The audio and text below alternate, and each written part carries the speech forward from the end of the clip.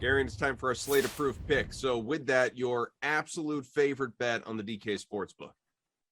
So this one's tough. I agree with Erik. I think that Kevin Gausman is probably having the best season of any pitcher so far in baseball. But at the same time, I'm drawn towards the Guardians at plus 125 as a home underdog. I think this is basically a toss-up game. I know Shane Bieber has lost a couple ticks on the old fastball velocity, but he's still been highly effective so far this season. He's got an ERA under 3 and a FIP just slightly above 3. He's not been bad. He's given up some barrels, but honestly, at this point, barrels don't quite mean the same thing they meant last season. So if I'm looking at this matchup, I would lean pitching wise towards Toronto. But the Jays lineup has been underwhelming so far this season, especially the last couple of weeks. Maybe they get Teoscar Hernandez back tonight. That's still unclear.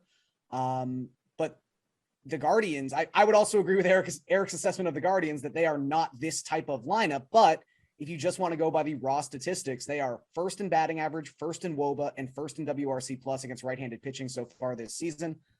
I'm just intrigued by that combination with Shane Bieber as an underdog at home. I think it all kind of stacks together to make me want to sprinkle there. Erik, what do you got?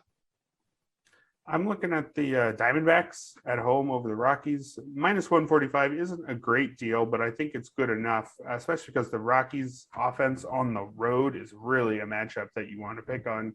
The ball just moves differently at elevation versus outside of Coors Field.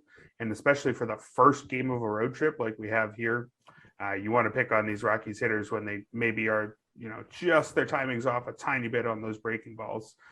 Also, the Diamondbacks will get Merrill Kelly, who I think has been one of the more interesting stories of the season so far. Added a bit of velocity, although it did come down a tiny bit, I think, in his last start.